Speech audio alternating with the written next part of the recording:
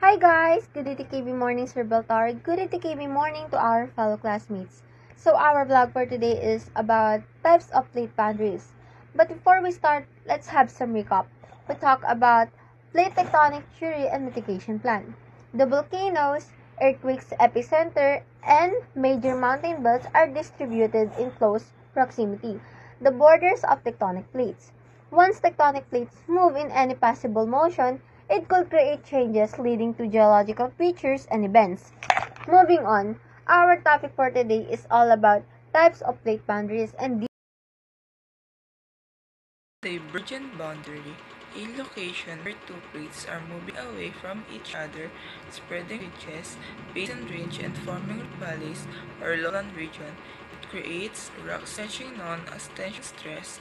Example, Philippine Plate, Northern Luzon, Philippine Sea, and Taiwan.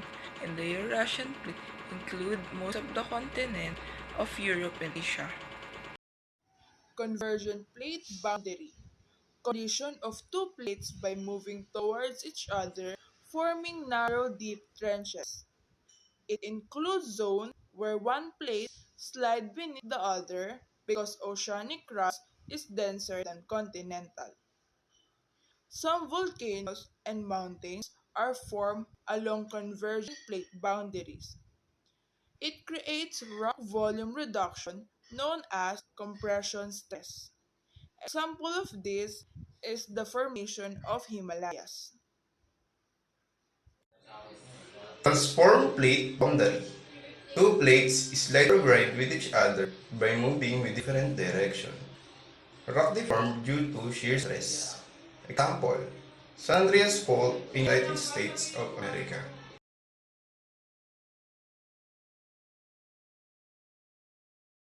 Divergent plate boundary is moving away from each other and is forming rift valley or lowland. It creates rock stretching known as tension stress. Convergent plate boundary, moving towards each other forming narrow deep trenches, it creates rock volume reduction known as compression stress. Transform port boundary, moving in different direction, rock deformed due to shear stress.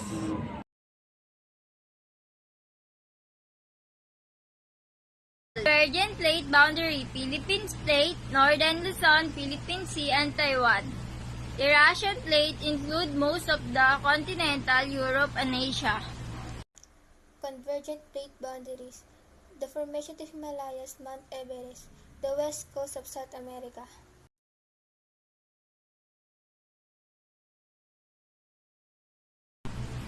Transform fault boundary, San Andreas Fault in United States of America, Queen Charlotte Fault.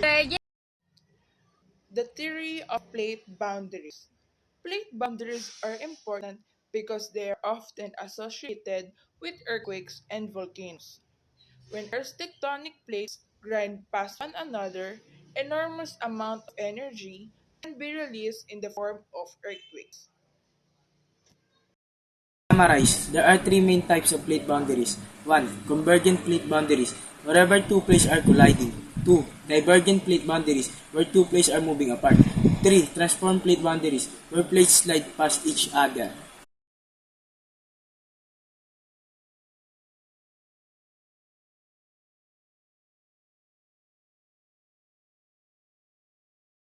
The theory of plate,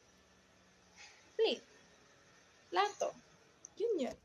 Divergent plate boundary is moving away from each other and is forming rift valley or lowland. It creates rock formation known as From each other, spreading ridges, basin range, and forming rift valleys or lowland region. It creates rock stretching known as extension. Boundary, wherever two plates are colliding. 2. Divergent plate boundary, where two plates are moving apart. 3. Transform plate boundary, where plates are slides. Transform.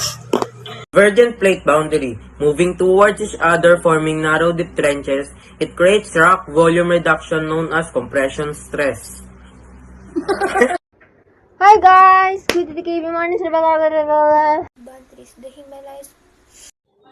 Transform plate boundary. Two plates slide or grind with each other by moving with different direction. Rock deformed due to shear stress.